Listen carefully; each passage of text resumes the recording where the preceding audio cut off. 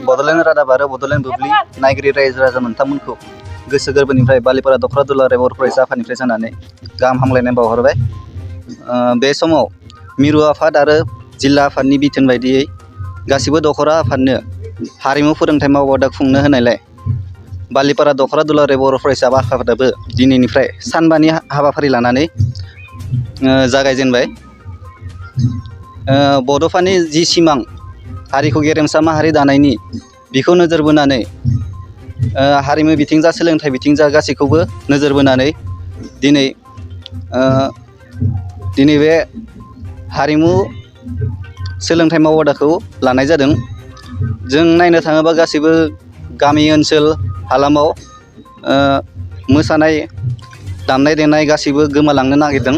बेखौ नोजोर होनानै बे हाबाफारिनि गेजेरजों फंबाय बिनानावमोनखौ मोसानाय सिफुं सुनाय खाम दामनाय बायदि फोरोंथाइखौ फोरोंनो थाखाय आखायाव लादों।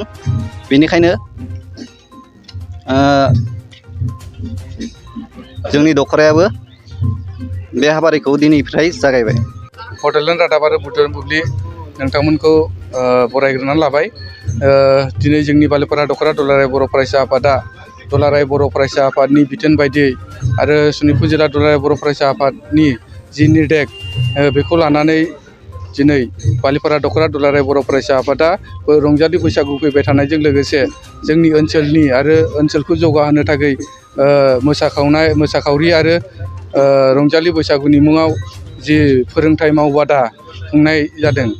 बेवहाय जों दिनैहाय गोजोननाय मोन्दों।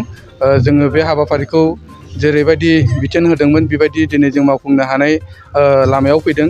बेनिखायनो दिनै जों बालिपारा दख'र दुलाराय बर' फरायसा आफादा जोंनि ओनसोलखौ जौगाहोनायाव आरो जोंनि गथ' उन्दैफोरखौ जौगाहोनायाव लाइमोनफोरखौ फोरोंथाइ होनायाव एसे आगानसे जों आवगायलांनो लामा मोन्दों। बेनिखायनो जोङो दिनैनिफ्राय जि जोंनि बैसागुखौ लोब्बा लाखिनानै फोरोंथाइ मावबादा होदों बेखौ जोङो दिनै फोरमायनानै गोजोननाय मोन्दों। आरो जोङो बे हाबाफारिखौ सानथामनि थाखाय लानाय जादों। बेनिखायनो बे सानथामावहाय जों जेसेबां हायो जों नाजागोन। जेसेबां गथ' उन्दैफोर दं बे ओनसोलनि बिथांमोनखौबो जों हांख्रायदों। बिथांमोना फैनानै बे फोरोंथाइ मावबादायाव बाहागो लानो थाखाय गुरै खावलायहरनाय जाबाय बालिपारा दख'र दुलाराय बर' फरायसा आफादनि जानानै। गोजोन्थों। बाक्सा सालबारि मुखुमानि सिङाव थानाय रायजो राजा सुबुंफोरनि थाखाय मोनसे गोजोनथाव खौरां।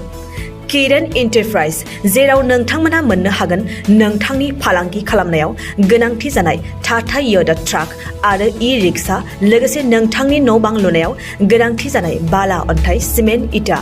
बाक्सा जिल्ला सालबारि मुखुमानि सालबारि भबानिपुर लामायाव थानाय बे किरण एन्टारप्राइजआव नोंथांनि थांना थानायनि जिउआव गोनांथि जानाय टाटा य'दा ट्राक, ई-रिक्सा आरो बाला, अन्थाइ, सिमेन्ट, इटाफोरखौ गोरलैयैनो मोननो हागोन। गोनांथि जानाय सुबुंफोरा 9101113708 आरो 9401079621 जानबुं अनजिमायाव खौरां लाहरनो हागोन।